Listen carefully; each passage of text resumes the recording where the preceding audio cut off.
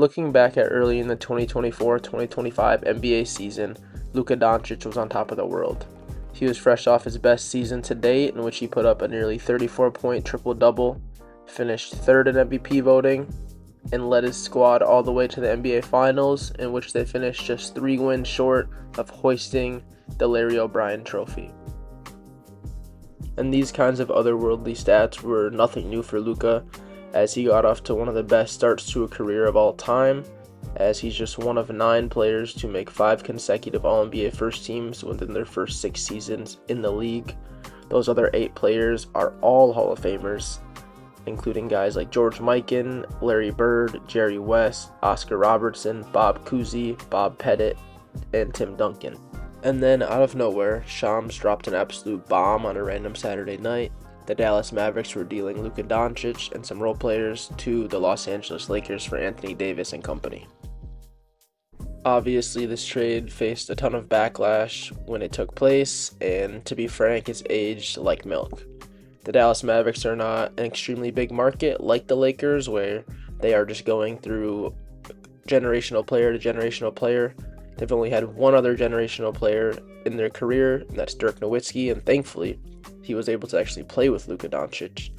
But the Mavericks should know that these kind of players don't just come around often, and when they do, you have to do everything in your power to retain them and keep them in your organization.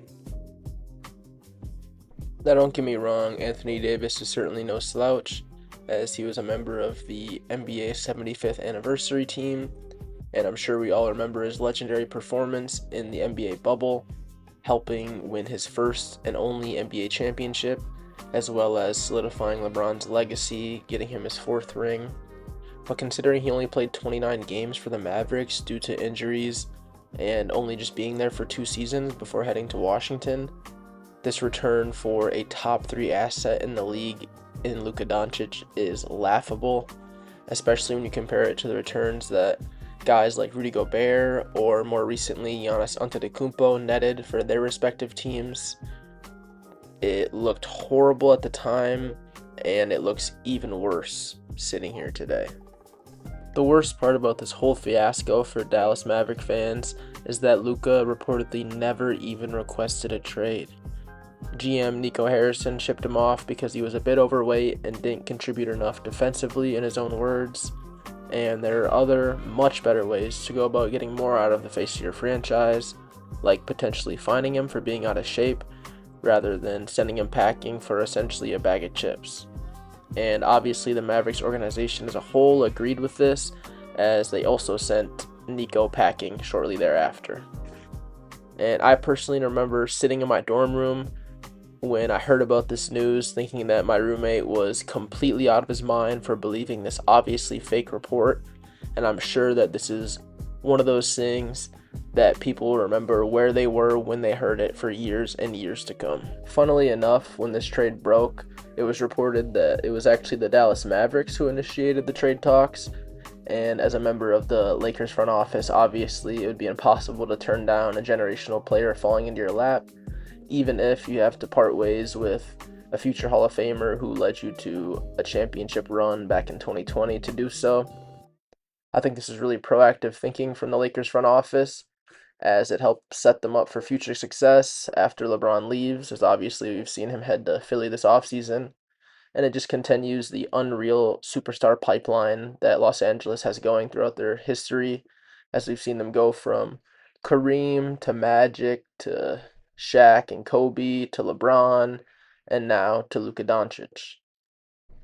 The silver lining of this entire crazy, crazy situation is that somehow the Dallas Mavericks wound up with the first overall pick in the 2025 NBA draft, and they selected yet another cold-ass white boy to lead this organization in Cooper Flagg.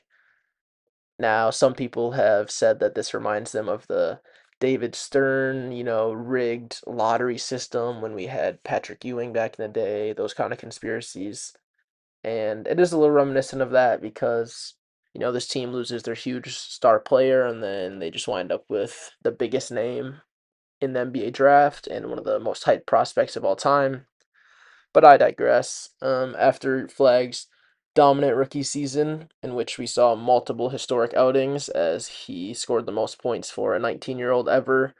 He broke a bunch of LeBron's youngest player to ever blank stats, and he's kind of in that similar mold as a LeBron and Luka, as he can just really do everything on the floor. He's obviously more athletic than Luka, and he's gotten comparisons to a young LeBron, which obviously is incredibly high praise, but I think it's warranted. I think that he will be one of the faces of the league for years to come, and Maverick fans got blessed that they received him after losing the face of their franchise just a year prior. That's all I've got for y'all today. Thanks for watching. If you made it this far, make sure to leave a like and subscribe, and let me know down in the comments what is the worst trade in NBA history in your opinion.